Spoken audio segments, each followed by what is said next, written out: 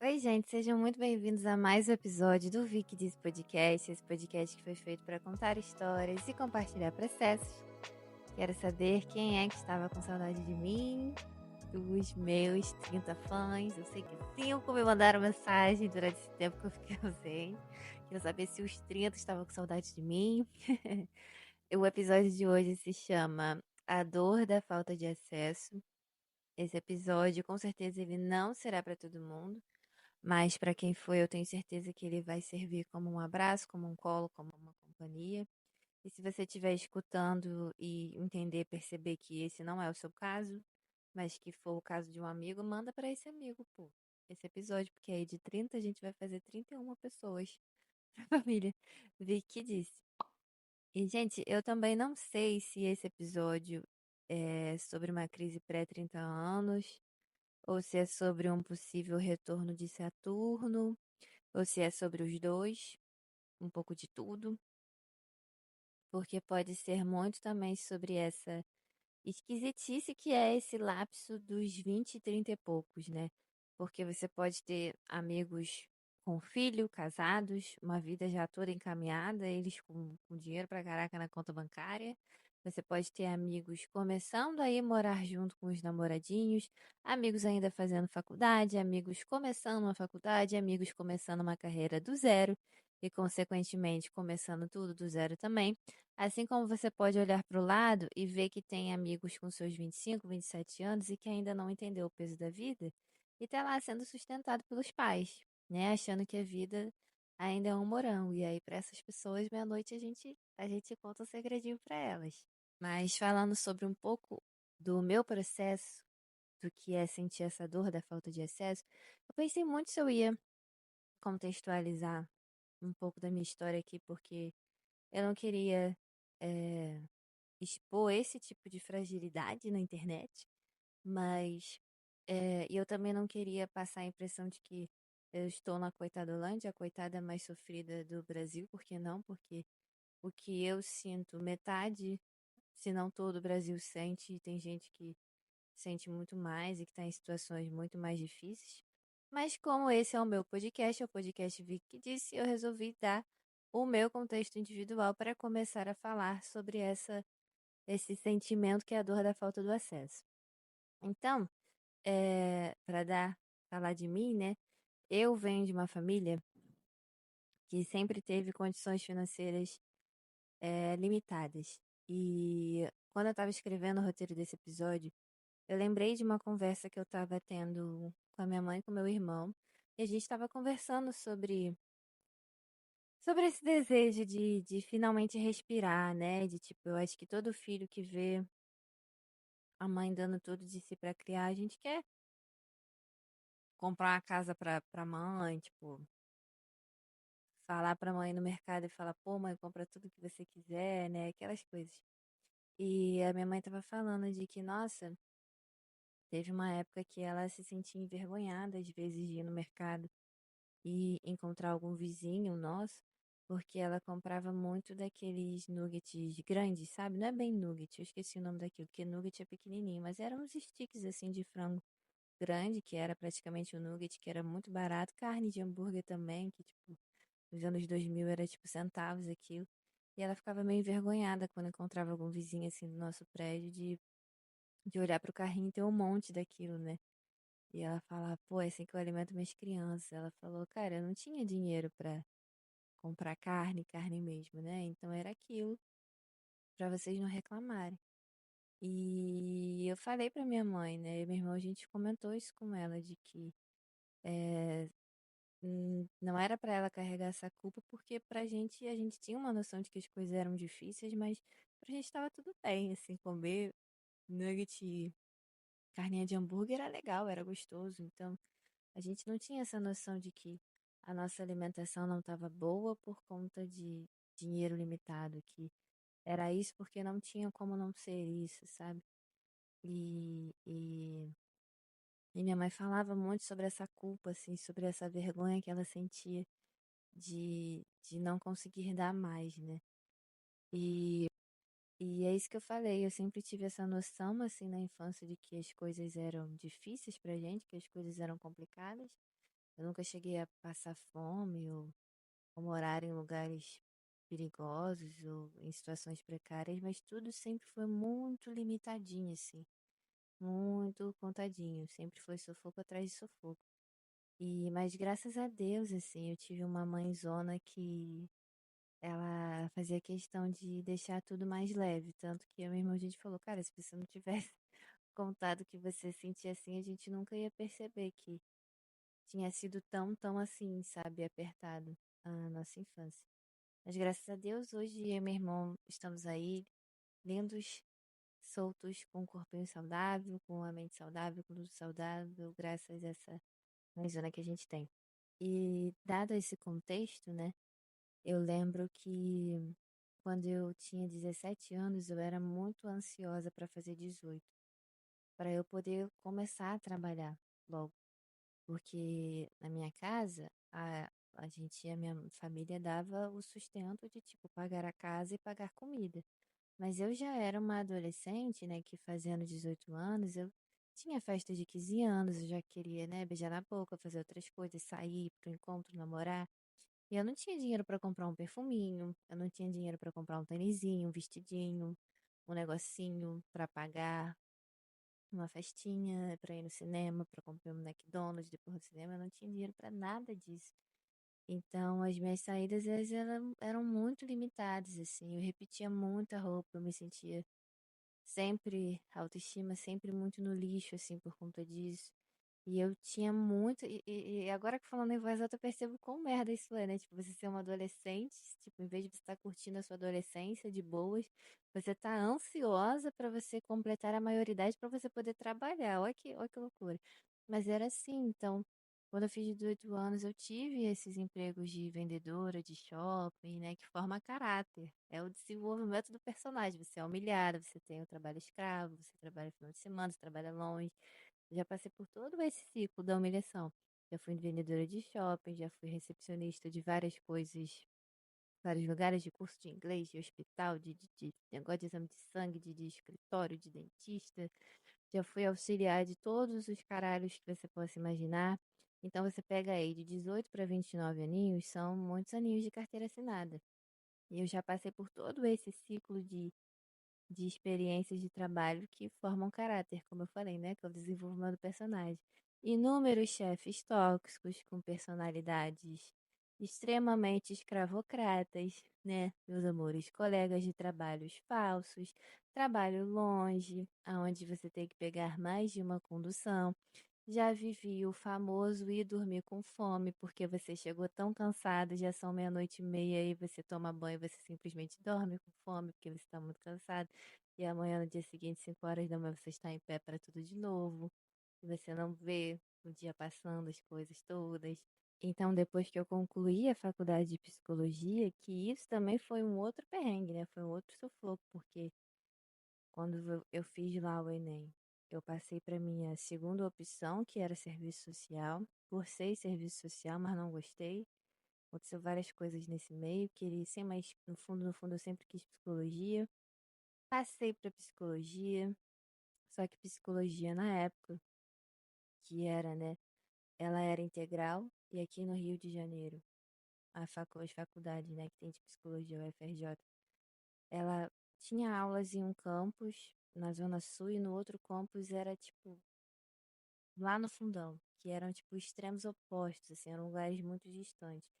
Eu lembro de conversar com a minha mãe, dela ficar feliz que eu passei tudo e tal, e ela falar, cara, mesmo que a gente aperte aqui, aperte dali, porque isso era uma coisa muito elitista, né? Você passa por uma faculdade pública, mas eu não podia parar de trabalhar para ficar o dia inteiro estudando na minha faculdade, gente. Eu ajudava em casa e a gente sentou, ela conversou, ela falou, cara, mesmo que eu aperte daqui, aperte dali para você fazer a faculdade, da onde que a gente vai tirar o dinheiro de passagem para você estudar? Para você sair da tua casa para ir para a Zona Sul, e da Zona Sul tem momentos que você tem que ir lá pro outro bairro, que é muito longe. Não tem como isso. E agora isso tudo já mudou, né? Eu gosto de pensar, cá com a minha história, de que a minha época foi difícil para o desenvolvimento do meu personagem, né? Para a minha jornada do herói. Porque hoje em dia, psicologia nas faculdades públicas já tem um turno específico, você já pode fazer psicologia só à noite, ou psicologia só à tarde, ou psicologia só de manhã. Se você comprovar a sua renda, né, o governo ele te dá ali um Rio Card, banca a tua passagem, mas na minha época não tinha isso não.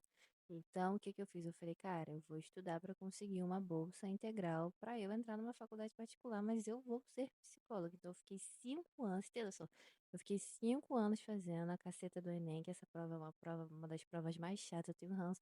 Gente, até hoje, toda vez que chega essa época do Enem e eu passo por alguma escola que eu tô vendo as pessoas fazendo Enem, eu dou graças a Deus que eu não preciso mais fazer Enem. Depois que eu passei para a faculdade, eu acho que eu fiquei uns 2 anos ainda sonhando, tendo pesadelo que em algum momento eu ia ter que fazer Enem de novo, menina. Foi babado. O trauma da vida da pessoa.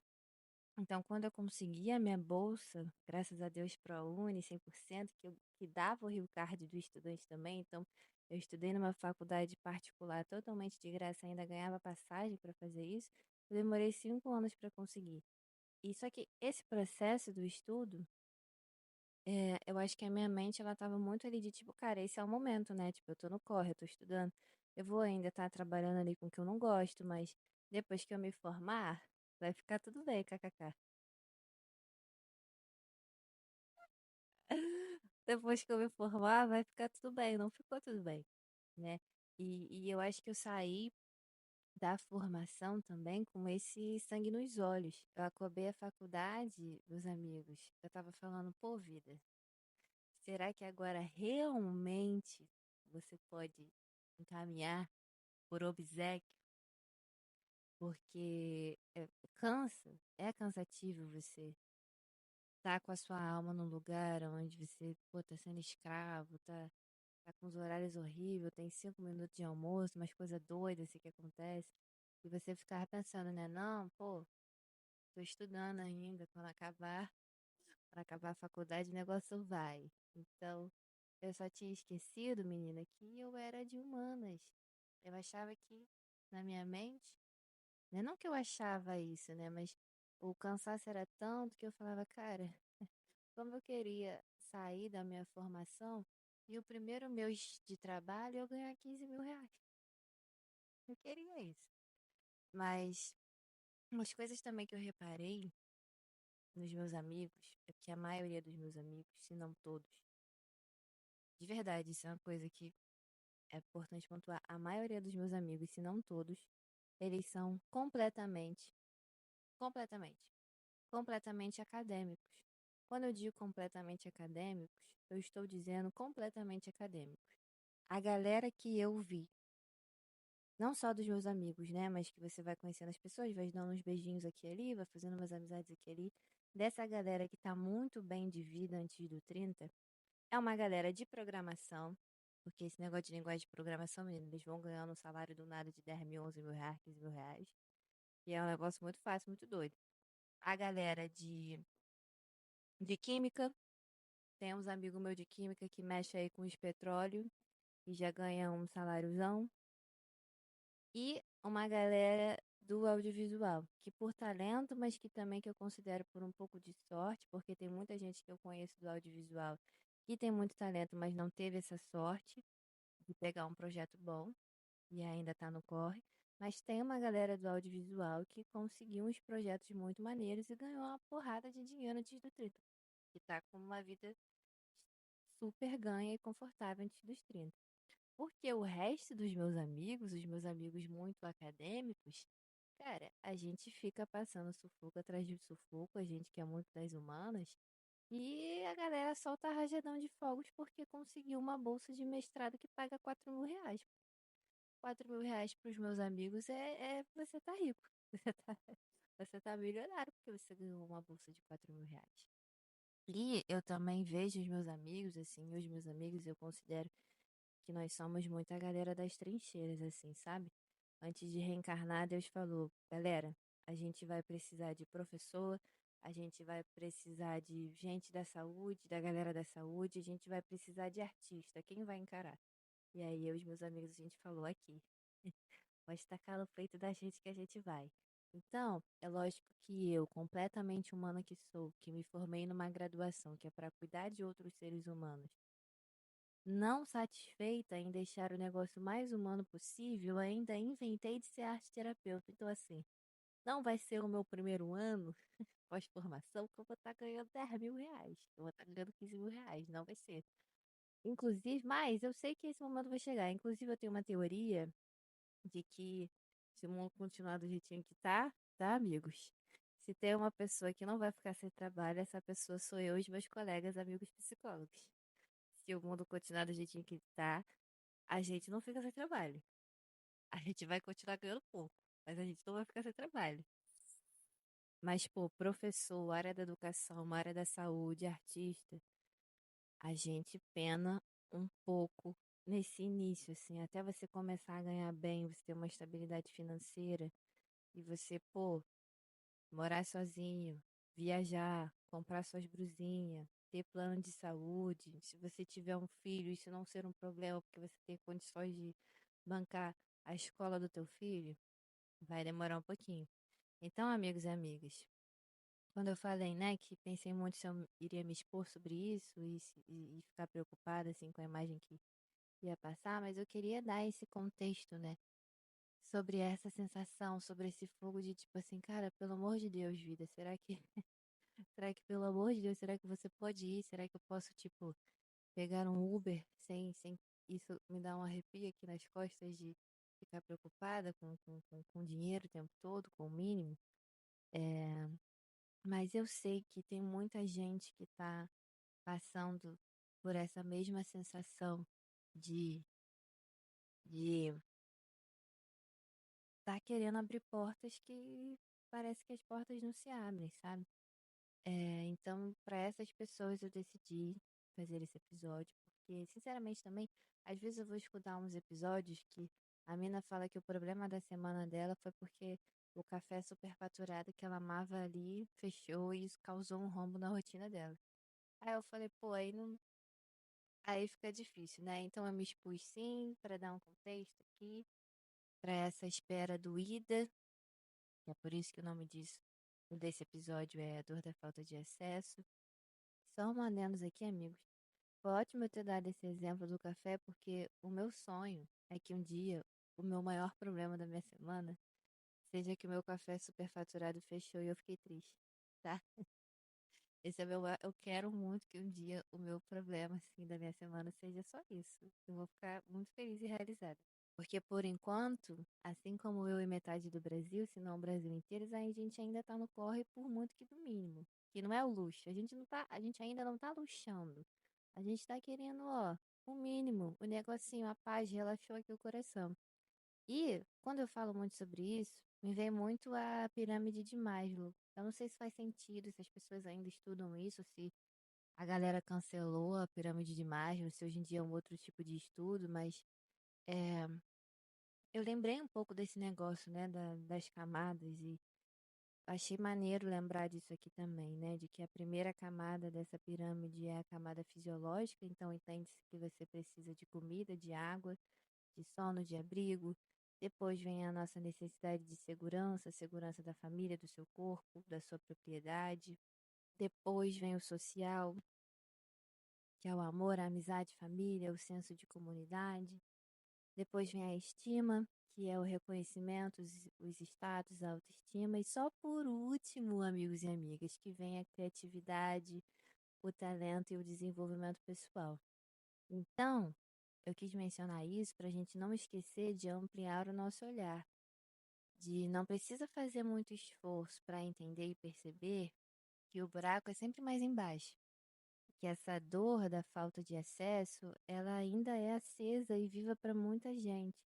É horrível você sonhar com o mínimo. Todo mundo deveria ter o direito de poder sonhar com mais. Tem dias que a gente olha ao redor e fica com essa sensação de que tá todo mundo indo e às vezes você tá parado. Tem dias que dá a sensação de que estudar, se esforçar, tentar, parece que, pô, não vai ser o suficiente para você para ter tua conta bancária do jeito que tu quer. Às vezes você sabe, às vezes, quantas vezes eu não já ouvi isso dos meus amigos, de pô, eu sei que eu tô no emprego, num trabalho, que eu sou muito mais inteligente que meu chefe ganha 7 mil reais a mais que eu e ele é um merda, burro. Então, Às vezes dá essa sensação, assim, de que as coisas estão indo e você não, como se todo mundo, o tempo do mundo, né, estivesse contra o seu tempo. E a pergunta que fica ecoando é: o que que eu posso fazer quando eu já tô dando tudo de mim para acessar as coisas que eu quero acessar? Por isso que eu sinto que essa dor da falta de acesso é essa sensação de todo dia tentar abrir uma porta que parece que ela está trancada para sempre, o que parece que ela abre para pessoas específicas com privilégios específicos. E enquanto a gente está nessa correria, né, tentando cuidar do nosso, infelizmente a gente ainda tem sim o desprazer de esbarrar em um discurso, numa idealização de meritocracia que ignora todas as desigualdades dos pontos de partidas. Então, por mais que isso seja óbvio, eu também não posso deixar de trazer esse lembrete carinhoso de que não é sobre esforço, é sobre o que falta, a falta de rede de apoio, a falta de oportunidade, a falta de tempo, a falta de dinheiro, a falta de saúde mental, né? É comum que nesse processo surjam sentimentos como frustração, como tristeza, cansaço, sensação de inadequação, solidão e inveja também, amigos. Às vezes, amigo, no fundo, eu dei o exemplo da mina do café, mas às vezes eu tenho inveja. Às vezes eu queria que o meu problema fosse eu tomar o café superfaturado num lugar que eu cismei com as minhas amigas e esse lugar fechou.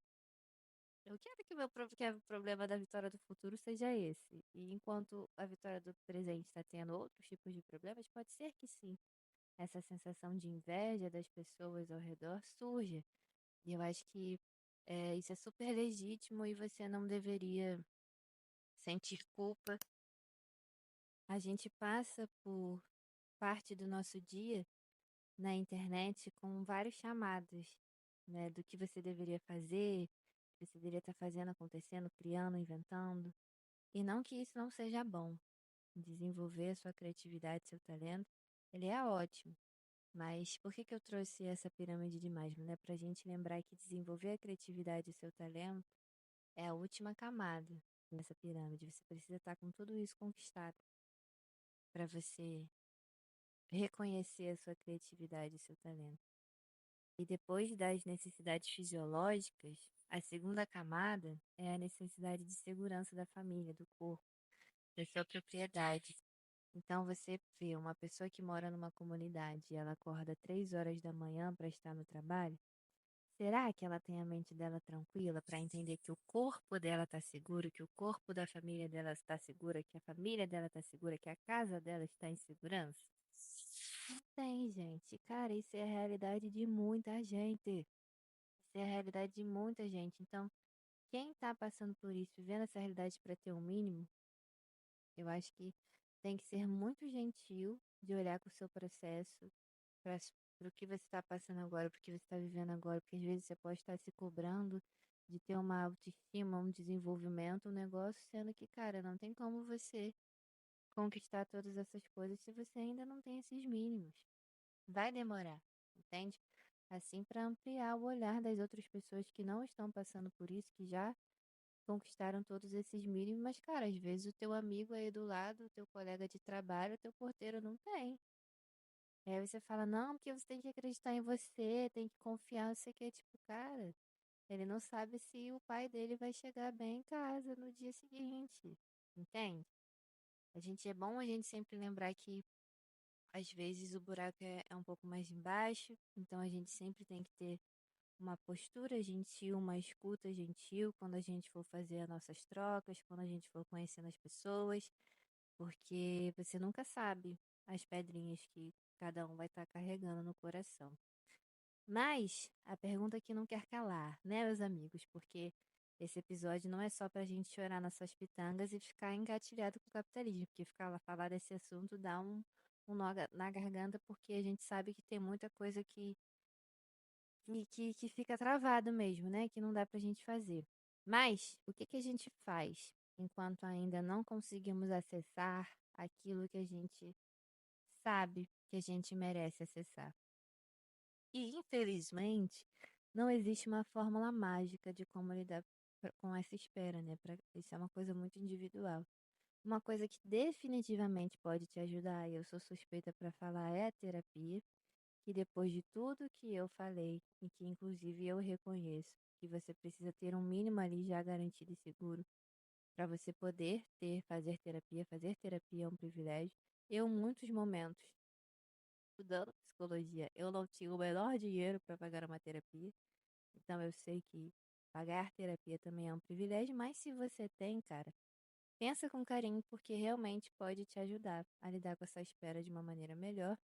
E uma outra coisa que eu percebi e que eu faço essa grande fantasia, que eu acho, tá? Posso estar falando uma grande merda, mas eu acho que pode caber para todo mundo ou para uma grande parte de pessoas, é exercitar o seu estado de presença e prestar bastante atenção no seu agora e entender o que sua alma está pedindo.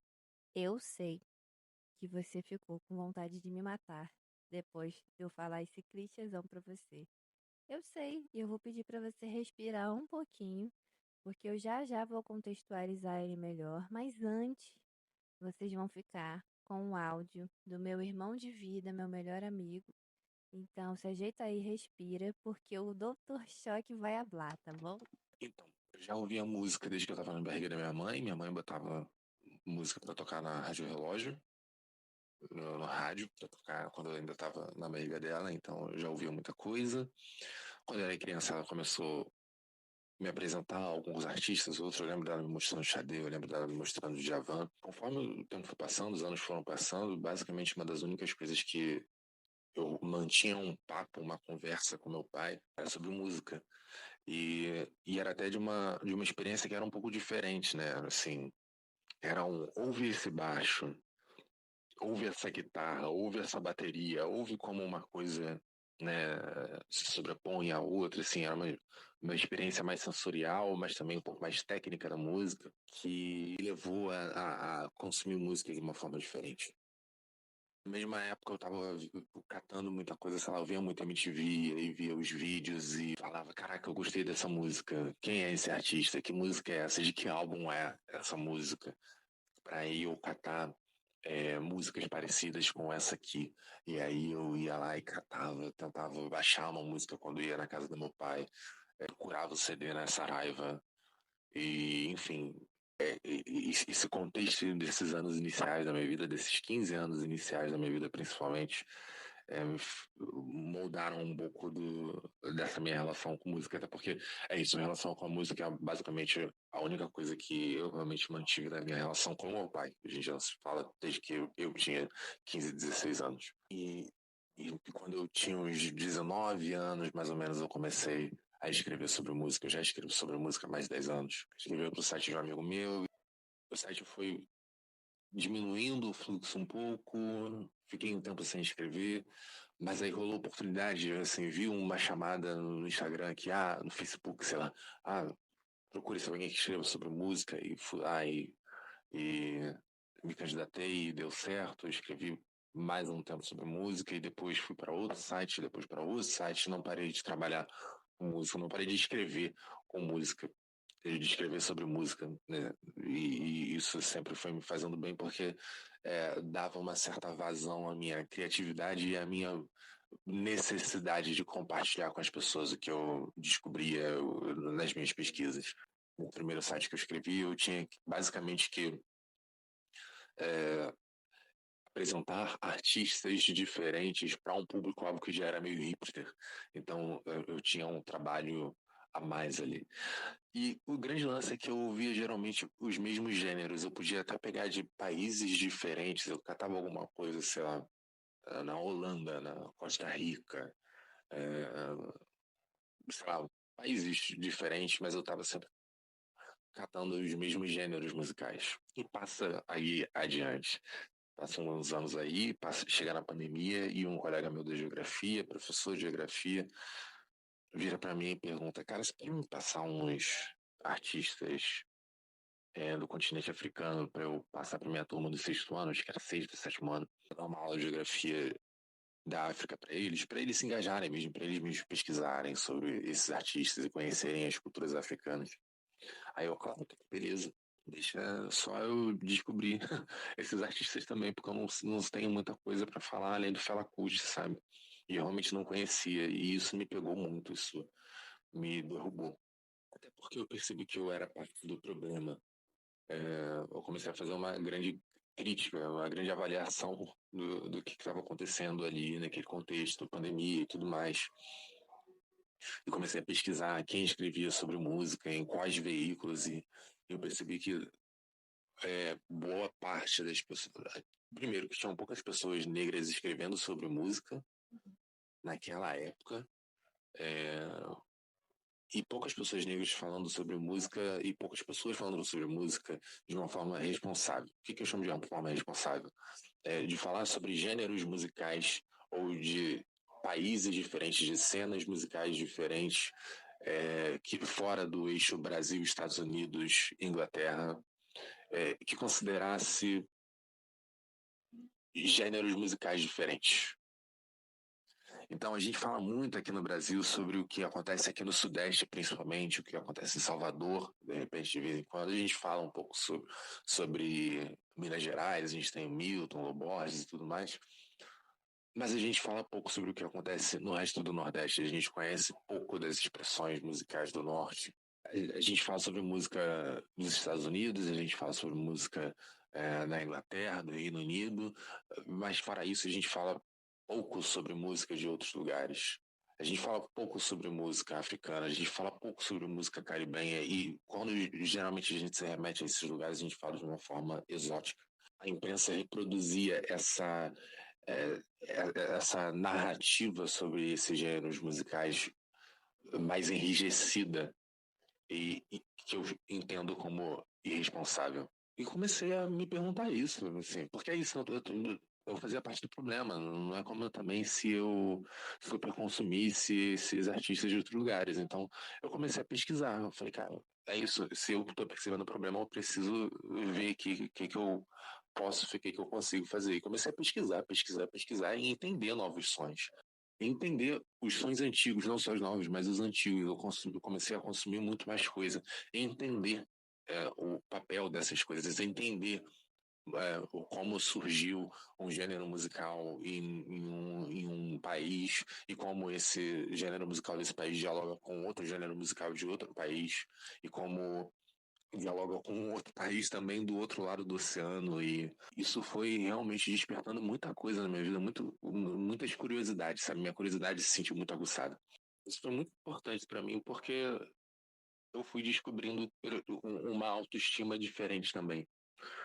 Porque principalmente quando eu comecei a pesquisar sobre gêneros musicais africanos, afrodiaspóricos, eu percebi que muita da experiência que a gente tem aqui no Rio de Janeiro em relação à música, à reunião, a encontros, a comida, a consumo de música de uma forma geral é muito parecido, são contextos muito parecidos, e com contextos de outros lugares também, dessa diáspora africana no Caribe, na Colômbia, no Peru, até na Bolívia, no Equador. Tem muitas coisas que dialogam na Jamaica, em Martinique, em Guadalupe, em Trinidad e Tobago. E aí quando você chega na África do Sul, em Mali, em Benin, na Nigéria, na Angola, quando você chega em Portugal, que tem uma comunidade africana muito grande, principalmente angolana, muito grande, produzindo música eletrônica que é muito interessante, dialoga com aquele contexto ali, com a experiência dessas pessoas em diáspora em Portugal e as pessoas africanas em diáspora na Irlanda. Enfim, várias cenas que você vai descobrindo que, cara, que grandes loucuras e que grandes histórias estão acontecendo e sendo contadas através da música que a gente não conhece. Isso foi me pirando, realmente impactando muito na minha autoestima e eu questionando por que a gente não estava falando disso de uma forma mais profunda, tanto na academia, quanto no jornalismo musical, quanto na mesa de bar. Quando a gente senta e conversa sobre música, a gente está sempre falando sobre os mesmos artistas, os mesmos gêneros musicais, as mesmas coisas. Isso virou uma inquietação minha e para pensar isso, até dialogando com essas experiências que a gente tem no Rio de Janeiro, eu pensei, cara, vou ver aqui, né, o que eu consigo construir. Eu já estava começando a escrever uns projetos ou outros para editais e tudo mais, com algumas amigas minhas, e falei, cara, vou tentar escrever alguma coisa minha. Vou tentar escrever alguma coisa que comporte isso. Isso é uma coisa muito importante, porque eu cheguei nessa coisa de digital porque pessoas me apresentaram essa possibilidade. Eu não sabia que editais culturais existiam. Se eu ouvia falar em Lei Rouanet, para mim, Lei Rouanet era uma coisa que artistas já consagrados poderiam realizar seus projetos. Para mim, qualquer coisa relacionada a isso, a produção de eventos de cultura, são coisas relacionadas a só quem já estivesse ali no métier, que só quem já estivesse no meio da cultura poderia realizar. E descobrir que eu poderia escrever um projeto cultural e de repente submeter a um edital foi uma grande virada para mim. Percebi nesse meio tempo também, e num grande momento onde eu estava sem grana e me afundando numa depressão, e sem grana, e uma coisa alimentando a outra. Fui caindo, fui caindo, fui caindo, e duas coisas basicamente me mantiveram ok. Foi a música e o afeto. Minha relação com as pessoas, minha relação com os meus amigos, com minha mãe, com minha namorada. Isso foi o que me segurou. Compartilhar sobre as coisas que eu descobri enquanto eu estava pesquisando sobre música com essas pessoas. E vi que as pessoas ficavam empolgadas com isso. E criei o podcast e a galera falava, pô, legal esse daqui, descobri umas paradas maneiras e pô, a forma como você fala, a forma como você conta uma história para apresentar um artista. Pô, nunca imaginei que eu fosse ouvir um artista venezuelano cantando música eletrônica, eu nunca imaginei que eu fosse ouvir um artista do Paquistão tocando jazz, enfim, coisas que eu fui ouvindo e a galera falando, cara, você contando, apresentando os artistas é uma parada legal, parece que eu tô ouvindo um programa de rádio. Era um elogio ao que eu estava fazendo e como eu estava fazendo, e isso me fez ficar feliz também. Era isso que me segurava, era a música e o afeto. Eu não sabia exatamente o que eu queria fazer. Eu descobri que eu tinha um sonho, na verdade, né? Acho que essa é a grande parada. Eu descobri que eu tinha esse sonho de compartilhar o que eu descubro, de falar sobre música, de estar sempre falando sobre música, e eu gostaria de ganhar dinheiro com isso. E eu não acho. O que me levou à depressão, uma das coisas que me levaram à depressão foi justamente isso. Foi perceber que no mundo que a gente vive, fazer o que você quer não é exatamente viável, não é exatamente sustentável economicamente falando.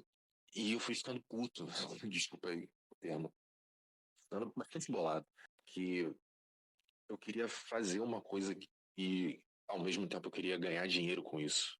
Eu queria falar sobre música e queria receber um dinheiro para eu pagar o meu aluguel, para eu pagar meu Netflix, comprar uma pizza enquanto eu assisto um filme da Netflix com minha namorada, ir à casa de um amigo e poder trocar uma ideia enquanto a gente bebe uma cerveja que a gente comprou e não que ele comprou, porque ele ganha dinheiro e não eu, ou porque, na verdade, eu não ganho dinheiro at all.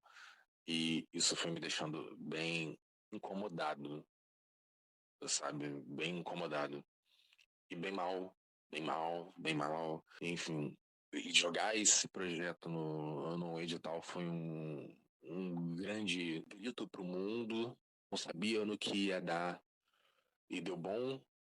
E eu dei esse curso, terminei agora essa semana. Eu fiquei muito feliz, principalmente por poder proporcionar um espaço onde as pessoas se sentiam seguras para falar sobre música. A gente ouve muita música, a gente produz muita música, a gente que pensando pessoas negras, a gente ouve muita música, a gente produz muita música, a gente consome coletivamente muita música. A gente vai muito show, a gente produz baile, a gente faz muita coisa, por mais que estejam tentando e às vezes conseguindo regularmente cancelar esse nosso lazer. A gente está sempre fazendo essas coisas. Mas eu queria também um espaço onde a gente pudesse falar sobre isso. Não só ouvir de vez em quando, né? Mas, assim, falar sobre isso e conhecer tudo isso. Eu queria realmente compartilhar tudo o que eu descobri nesses últimos anos pesquisando sobre música. E foi extremamente interessante, extremamente gratificante para mim ver os encontros que surgiram ali. Eu consegui fazer uma curadoria legal de convidados para falar sobre os temas alguns temas com muito mais autoridade do que eu tinha muita autoridade, tenho muito mais autoridade sobre alguns temas e sobre outros não, e conseguir fazer essa curadoria, convidar essas pessoas, foi uma parada muito importante para mim, poder fazer o dinheiro circular com a galera que merece, que tem um trabalho foda, que faz um trabalho maneiro, assim, um fotógrafo, um designer, um social media, um palestrante, uma galera que sabe o que fala, que detém um conhecimento foda. Cara, vamos lá, vamos fazer o dinheiro circular para essas pessoas também. É muito ruim quando a gente percebe que a gente é bom em alguma pessoa, em alguma coisa, e a gente não consegue viabilizar aquela coisa ali, não consegue transformar aquilo ali numa coisa que seja sustentável pra gente. Até porque a gente fica muito tentado a simplesmente ceder. Eu ouvia algumas pessoas falando, cara, vai fazer qualquer coisa, vai trabalhar com qualquer coisa, vai trabalhar numa loja, vai trabalhar, cara, qualquer coisa que você precisa de dinheiro, você precisa de dinheiro. Eu concordava com isso, mas se eu tivesse feito isso, cedido a isso e falado, não, beleza, eu vou trabalhar com isso aí que você está falando, eu não tinha recebido o feedback de, cara, isso foi muito bom para mim. Eu tô saindo daqui dessa primeira aula com a cabeça pipocando de ideia. A minha pesquisa que eu tô fazendo mudou de direção por causa do que você falou. Tô pensando em voltar a estudar por causa do que você falou. Isso não tem tamanho, sabe? E, sei lá, eu tive que fazer uma grande experimentação. Eu falei isso, foi uma das primeiras coisas que eu falei para minha turma. Vocês são minhas cobaias nessa grande coisa que eu estou fazendo aqui, nessa grande loucura que eu estou fazendo aqui. Essa pesquisa virou meu projeto de doutorado, que eu inscrevi em alguns processos seletivos e passei uma grande loucura. Mas acho que a principal coisa que eu posso falar, mais do que acreditem nos seus sonhos, e eu falei isso para a turma também, mais do que acreditem nos seus sonhos, organizem os seus sonhos. Dá trabalho, dá muito trabalho. Mas às vezes a gente acredita que a gente pode fazer alguma coisa e não consegue enxergar um caminho.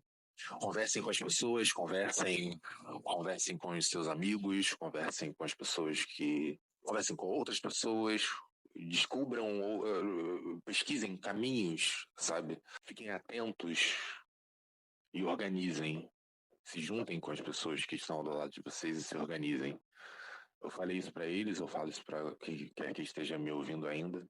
Experimentar é um grande risco, criar um grande risco, mas é também um grande risco manter isso tudo na nossa cabeça e correr o risco. Isso foi um grande medo que ficou na minha cabeça, tá? Eu morrer com as ideias na minha cabeça. Eu não corro o risco de chegar no ponto que eu cheguei. Joguem essas ideias pro mundo com cuidado. Compartilhem com quem vocês confiam, mas criem, botem no mundo. Vejam quais são os caminhos possíveis, descubram caminhos possíveis, porque não necessariamente vocês sabem quais são os caminhos possíveis.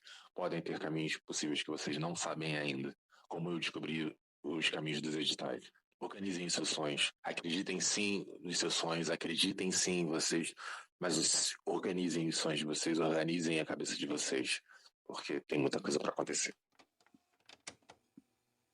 Amigos, esse foi o professor.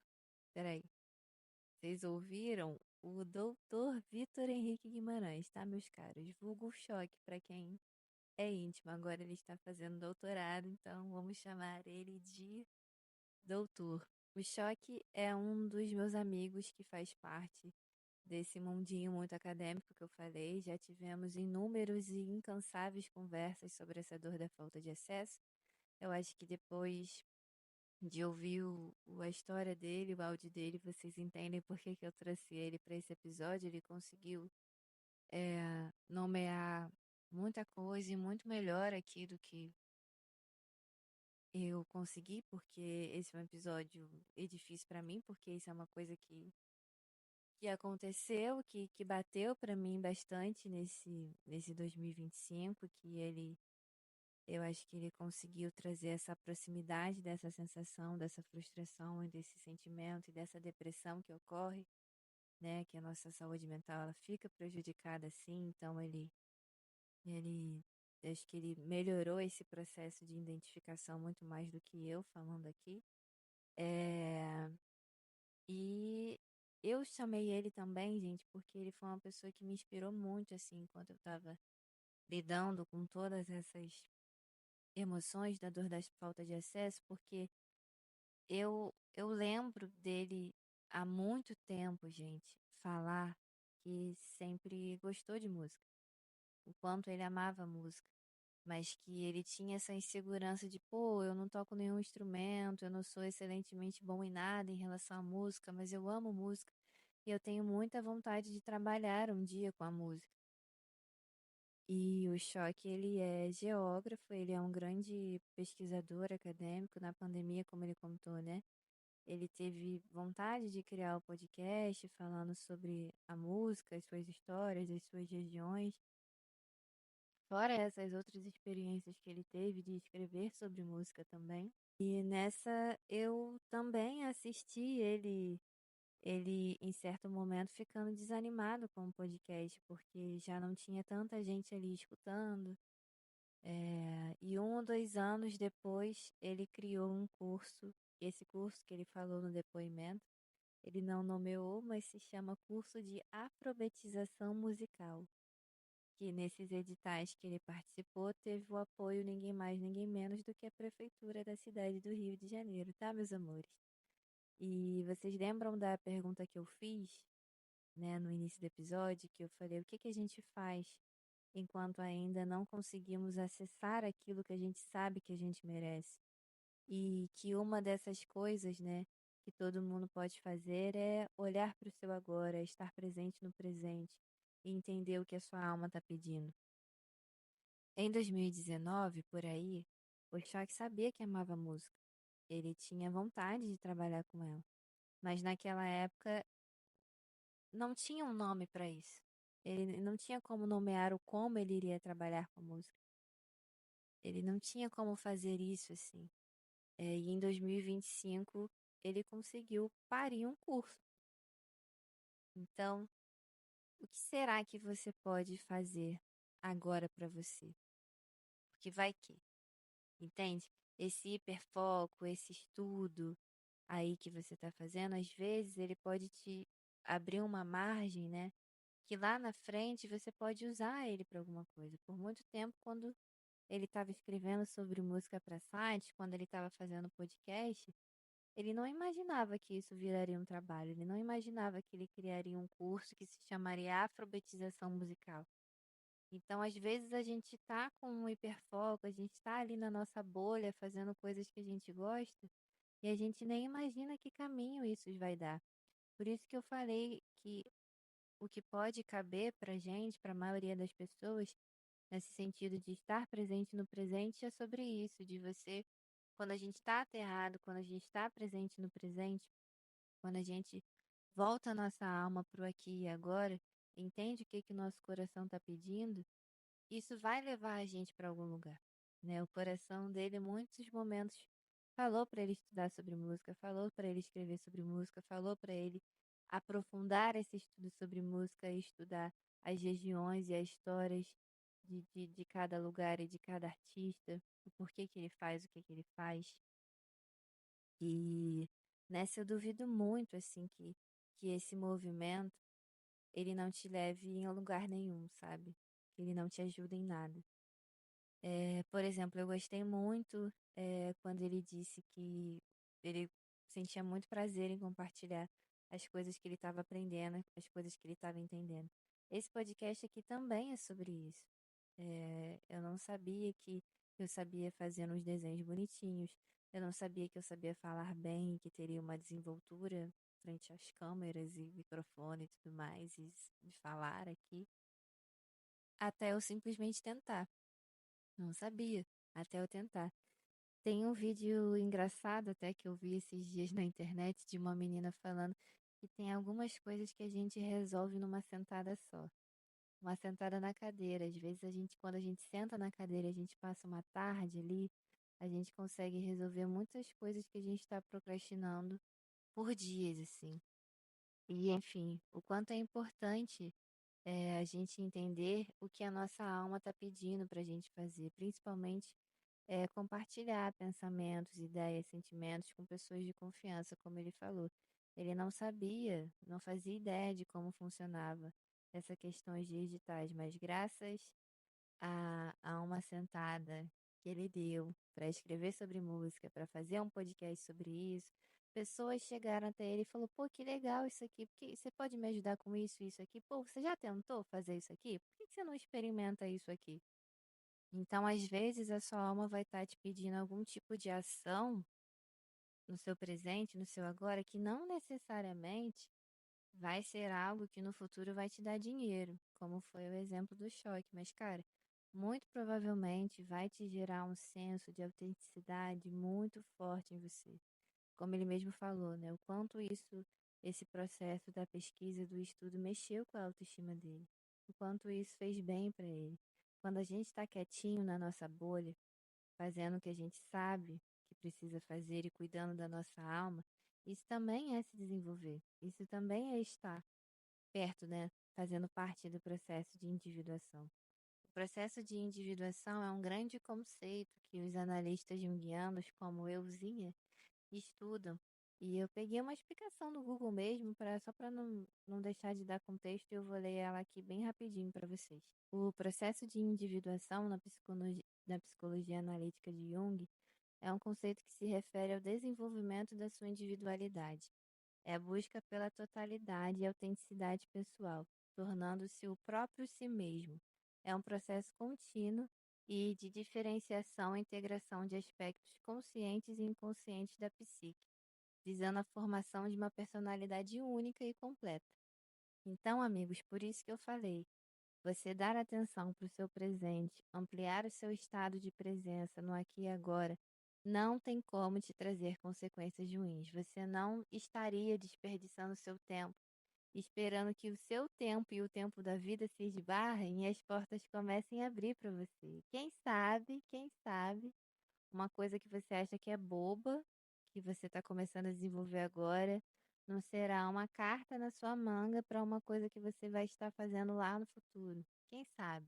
Só sei que existe muita beleza nos mistérios dos caminhos da vida, meus amigos, e por isso que a gente se pega muito ansioso com o nosso futuro.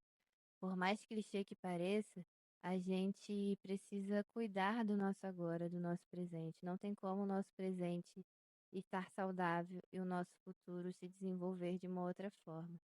Aquele velho ditado, né? Exu matou um pássaro ontem com uma pedra que atirou hoje. E eu também não acredito que eu vou estar falando isso nesse podcast, mas eu vi um corte na internet do Chico Moedas, sim, ele mesmo, falando o quanto ele não se considerava muito talentoso por nada em específico, mas porque ele sabia que ele não seria um ator, um cantor, um influencer, mas o quanto ele achava bonito a capacidade do ser humano de se entregar para algo que a gente acha que a gente vai se apaixonar, da coragem que tem por trás desse passo.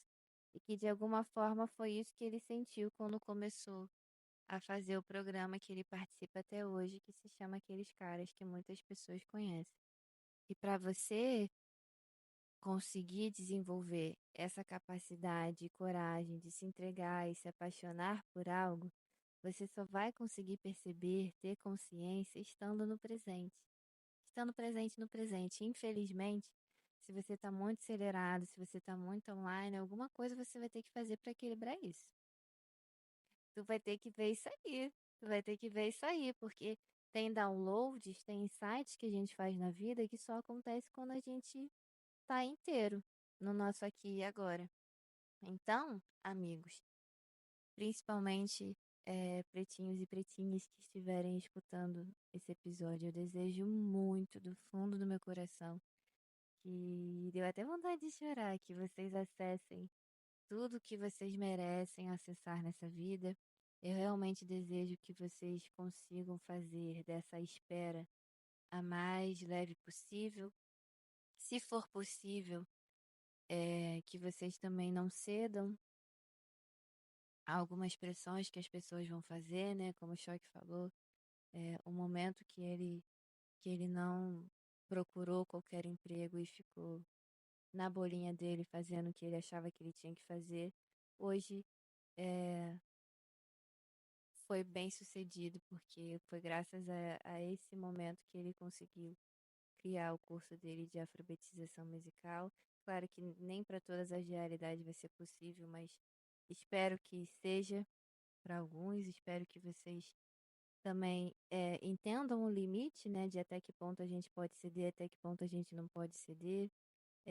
Eu gostei muito do que ele falou sobre que mais importante do que sonhar, organize os seus sonhos também. Não é porque vocês ainda não estão segurando as coisas que vocês querem acessar com as mãos que elas não vão acontecer. Então, tudo que puder estar ao seu alcance, que você puder fazer de movimento, agora faça. Não deixe de escutar o que tua alma está pedindo para você fazer agora. Saiba enxergar as oportunidades, saiba enxergar, identificar as pessoas certas que aparecem, que chegam até vocês. E entendam que às vezes a vida ela só vai te pedir certos e pequenos movimentos no agora. As respostas, os nomes, as conclusões, elas sempre vêm depois. E como que você pode se movimentar agora? O que que sua alma está pedindo para você fazer agora? E é isso, gente. Até o próximo episódio, que não vai demorar muito para acontecer, viu? Beijos.